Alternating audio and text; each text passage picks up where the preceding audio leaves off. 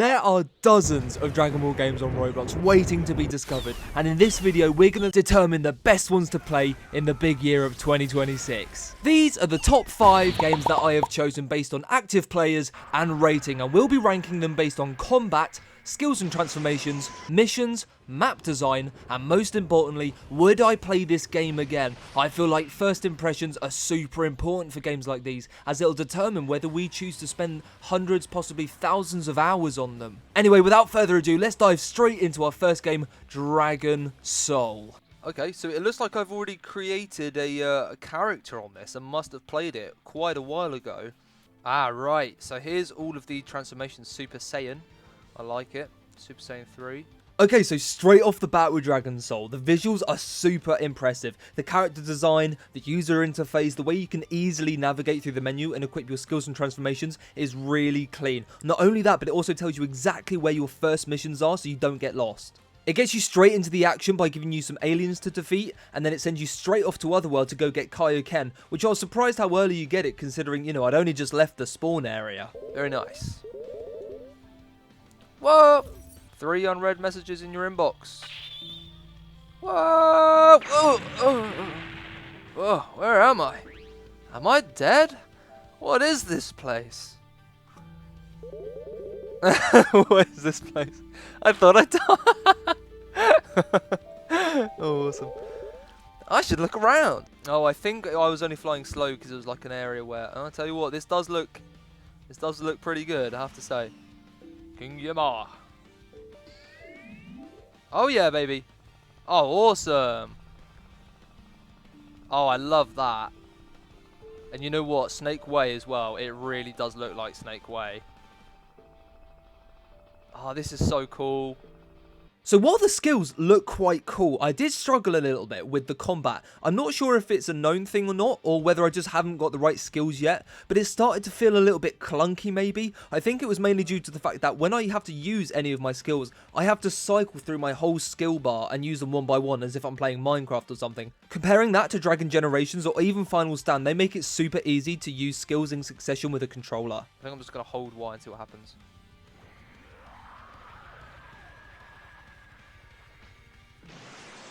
Okay. Awesome. Wow, my health is going down quickly. Okay. Okay, right. Let's try not to do that again. So, it's quite annoying having to cycle through all of these. I wish there was a quicker way of doing it. Because I want to use that, and then I want to use this. Oh man, this is tough. I don't, you know what? I quite like how I just like fade away when I die actually from that key attack. That's pretty cool. This is it. Goodbye, Goku. Ah! I did it right? Yeah. I think so. Yeah, talk to Goku. Okay, let's go. Okay, so this is the part where I started to have to do a lot of repetitive missions, and it sort of just felt like I was having to do the same thing again and again just so I could unlock Super Saiyan 1. Comparing this to other games, I've definitely seen more of a selection. This felt like more of a guided open world. Anyway, I finally got to the highly anticipated farmer, and he did give me a run for his money, but I did manage to beat the boss and save the island. By the time I had done this, an hour had already passed by, and so it was ready to move on to the next game. I made a table where I could rate all of the games side by side, and of course I came up with this after I had played all of the games, just so I had something to compare it to. I gave the combat system a 5. I can see it being better once I improve my skill, but the way that you use the moves wasn't my favourite.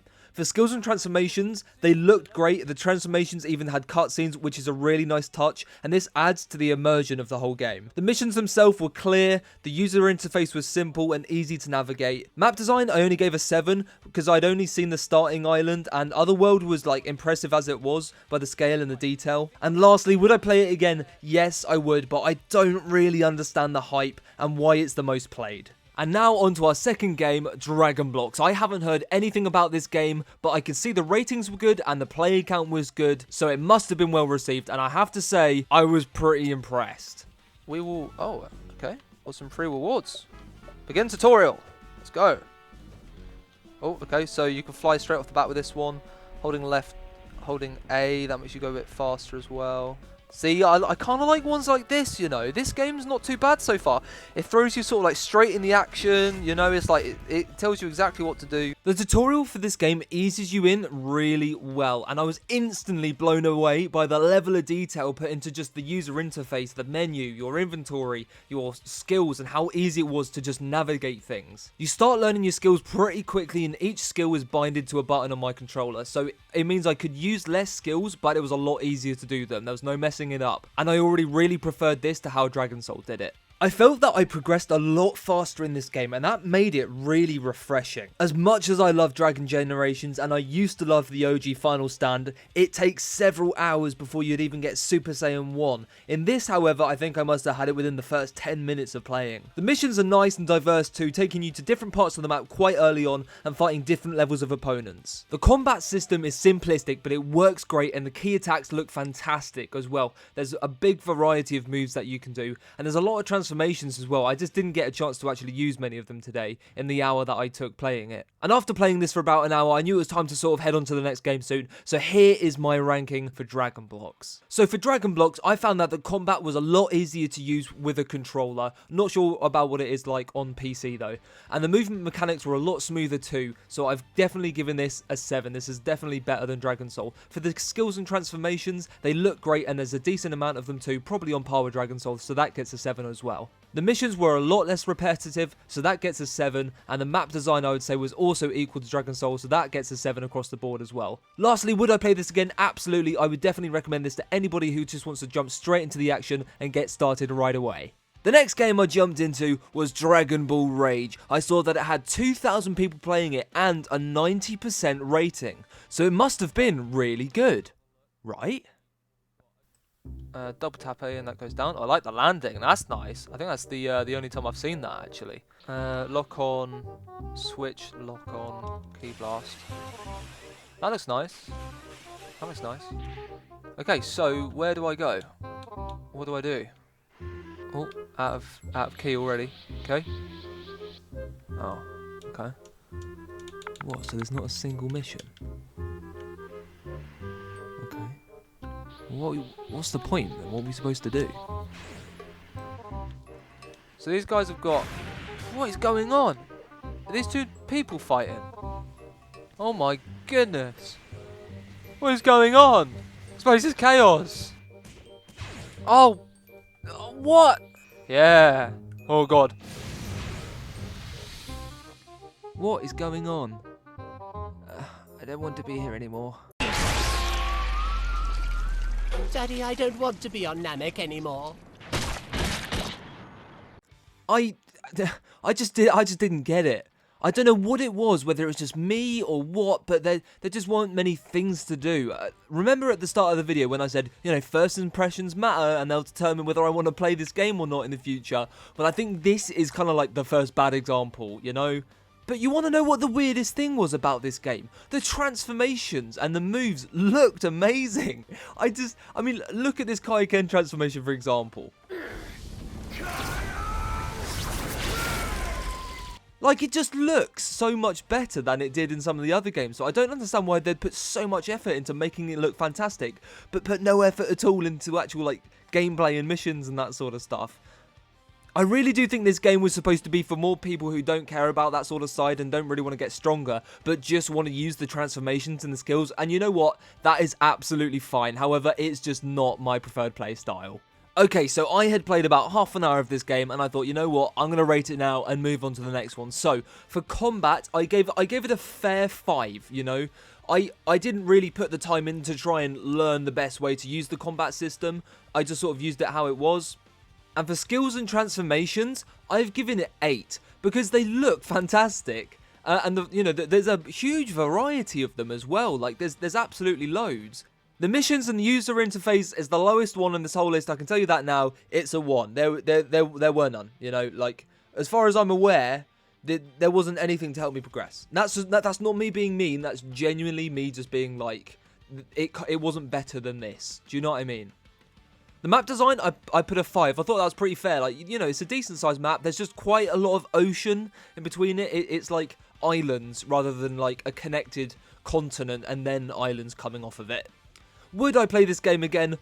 Probably not. I don't think I would. Unless I've got half an hour spare and I think, you know what, I just want to go transform and just go kill loads of people for for no reason. Then maybe I would. If I fancy some chaos. But not today. Anyway, let's move on to the next one. Anyway, we are finally at Final Stand Remastered. We all loved the OG Final Stand. Well, I think a large part of it now is nostalgia because it was like the main Dragon Ball game everyone was playing back in the day. But anyway, I'm really looking forward to seeing this and seeing what it's actually like. So after I created my character, I jumped straight in and I started killing some snakes. And then I started killing some big snakes. And I started killing some thugs and some bad guys, some corrupt cops, that sort of stuff. I did like Piccolo's obviously aura farming at the top of this little like spike somewhere. I did that mission as well. And then I went sort of elsewhere and found these like martial artists and I started fighting them as well. And I looked down at my level after like, by the way, I'd played this game now for at least like 2 hours or something. And I looked down and I was like, damn, I'm only level 25. I'm not even halfway there to getting Super Saiyan yet. So I'm not going to be able to show what Super Saiyan looks like, unfortunately, in this video. However, I did go and see what it did look like in other videos. And I was not impressed, to say the least. You can go and find it elsewhere. It's not too hard to find. You can go find out what it looks like. There's no, like, fancy transformation or anything. It's just, bam, there you go. Gold hair. The moves themselves, you know what? I was really sort of let down. I was really hoping it was going to be on the same sort of level as Dragon Generations, at least, like when it first started. Yeah, I know it's, still quite new and they've been working on it for a long time. But I just felt the combat was really lackluster and, like, I just kept, like, at first I thought the holes in the ground that you make when you shoot are actually pretty cool, but it really quickly got quite annoying.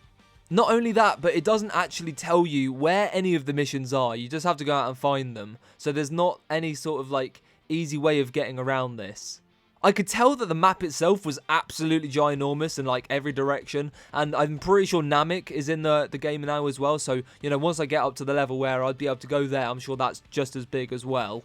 Anyway, as I said, I played this for about 2 hours and I still didn't even get Super Saiyan 1. So let's talk about the ratings for this. So combat, I put it as a 5 because I think it's pretty much on par with Dragon Ball Rage. For the combat as well, being able to quickly use your moves is actually really useful and I did miss that in the other games. For skills and transformations, I think it's, obviously, there's not as many in the game yet, so it's hard to tell, and, we don't even know what all of them are going to look like. But if it's anything based off of the other Final Stand, like the OG one, there will be quite a lot, and, especially for all the different races as well. The missions so far were sort of okay, the ones that I managed to find, and the user interface is actually really nice. They've really updated it and sort of gone out of their way to make it look really nice. So I've given the missions a 5. For the map design, the map looks really big, and I know that there's Namek as well, and obviously I haven't explored that. I haven't had a chance to go and explore absolutely everywhere because I was too busy trying to do all the missions. But for this one, I did give it an 8 because I know it is quite big, and it is pretty impressive as well. There's a lot of detail.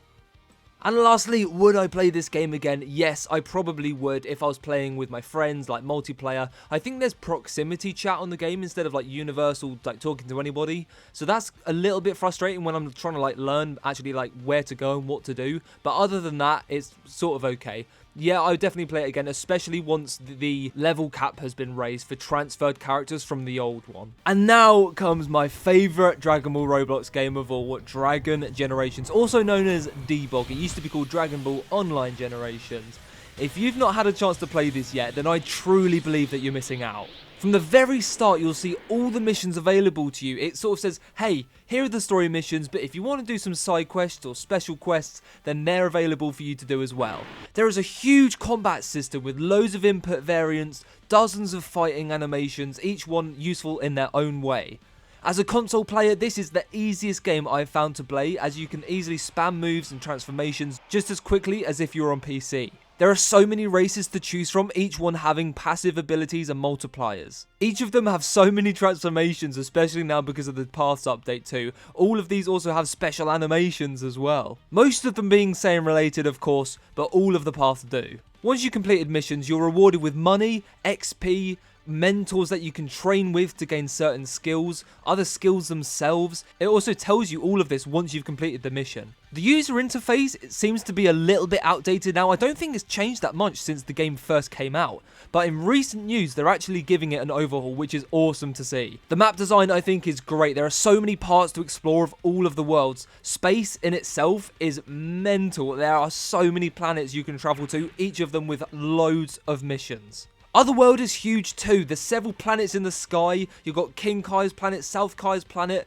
and all of hell below the clouds. Not to mention the raids that you can complete that give you loads of money, loads of XP, and loads of abilities as well. If you're a new player, don't expect to complete this game quickly because it really is difficult at some parts. It's supposed to take a long time. You're supposed to want to strive to be the strongest player of them all. I have videos on how to do both of these, by the way, so feel free to check them out. When it comes to ranking this one, I of course have hundreds and hundreds of hours on this game, so of course I'm going to have a higher opinion about it than the other ones. However, after playing all of the other games, I definitely would still choose this game without a doubt. It has such diverseness of combat and skills and fighting styles, so I've given it an 8. It's not quite Xenoverse 2 level combat yet, but it is getting there. It's pretty close. Skills and transformations, there are so many, and they all look really, really good, so I've given it a 9. The only reason it's not a 10 is because they're still constantly improving them, adding more animations and more moves in the future. There are so many missions, each giving you another reason to explore every single part of each world. However, because the user interface isn't as fresh as it could be, I've still given it an 8. The map design itself is almost equal to Final Stand, but because there are more maps at the moment, it's sort of hard to give Final Stand that sort of extra edge. So for the meantime, I've given it an 8 to match it because it's equal quality, just not quantity at the moment. And of course, would I play this again? Absolutely, and so should you. So, would you say I've given these games a fair rating based off of my experience with the games? Not your experience, just from what I've experienced today. I would say so. You know, maybe if I'd spent 5 hours playing them instead, I might have a different perspective on some of them. But who knows, maybe I'll come back and play these again someday if you guys want me to. And also, did you enjoy this video? Is there any hidden gems which I may have missed and deserve a part 2? Well, leave a like and join the family, and you'll have to wait to see what the future brings. That's all from me today, guys. Thank you so much for watching, and I will see you guys next time.